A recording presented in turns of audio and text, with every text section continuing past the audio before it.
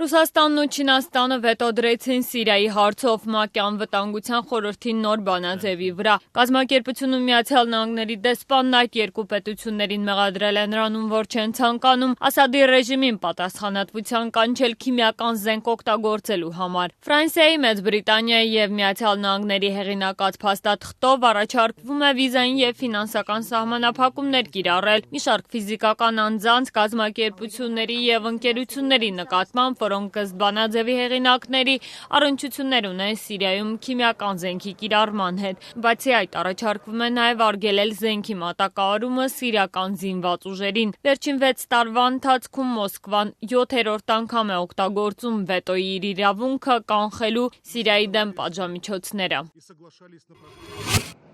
Սիրիական կառավարական ուժերն ու նրանց դաշնակիցների զորքերը գրոհում են Պալմիրան, նրանց նպատակը հինավուրց քաղաքի ազատագրումն է Իսլամական պետություն ահաբեկչական խմբավորումից։ Այս գործողությունները մեկնարկել են մի քանի օր առաջ և ինչպես տեղական լրատվամիջոցներն են հաղորդում, սիրիական զորքը հասել է Պալմիրայի արևմտյան ծայրամասեր, որտեղ էլ գտնվում են հնագույն հուշարձանները։ Սիրիական բանակը Պալմիրայում կորցրեց իր վերահսկողությունը ամիսներ առաջ Հալեպի ազատագրման օրերին։ Մինչ այդ ջիհադիստները գրավել էին քաղաքը, ականապատել տարածքն ու ոչնչացրել բազմաթիվ պատմական հուշարձաններ։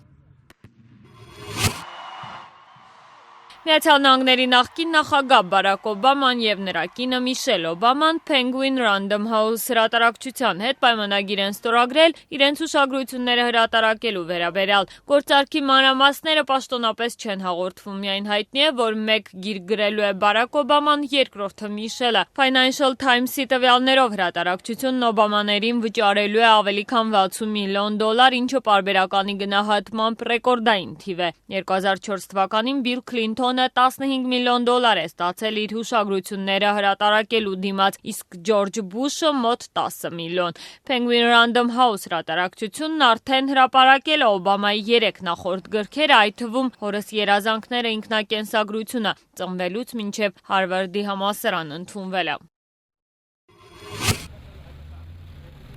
Մալայզիայի իշխանությունները մեղադրանք են առաջադրել Հյուսիսային Կորեայի առաջնորդի եղբոր Քիմ Չեն Նամի սպանության մեջ կասկածվող 2 կանանց։ Հանցագործության մեջ մեղադրվում են Վիետնամի և Ինդոնեզիայի քաղաքացիներ, որոնց սպառնում է մահապատիժ, նրանք սակայն չեն ընդունում իրենց մեղքը։ Քիմ Չեն Նամը թունավորվել է փետրվարի 14-ին Կուալա Լումպուրի օդանավակայանում, նրա դեմքին մահացու թույնով թաթախված թաշկինակ են նետել։ Մեղադրյալներից մեկը ավելի վաղ հայտարարել է, թե կարծում էր հարձակումը խաղարկություն է։ Նրա խոսքով մինչև հարձակումը անծանոթ անձը $90 էր վճարել իրեն, խնդրելով Քիմ Չեն Նամի դեմքին մանկական յուղի նման հեղուկ շփել։ Քիմ Չեն Նամը վերջին տարիներին հիմնականում բնակվում էր արտասահմանում և հրապարակայնորեն քննադատում էր Փենյանի իշխանություններին։ Հարավկորեական լրատվամիջոցների տվյալներով սպանության ետևում կարող են կանգնած լինել Հյուսիսային Կորեայի հատուկ ծառայությունները։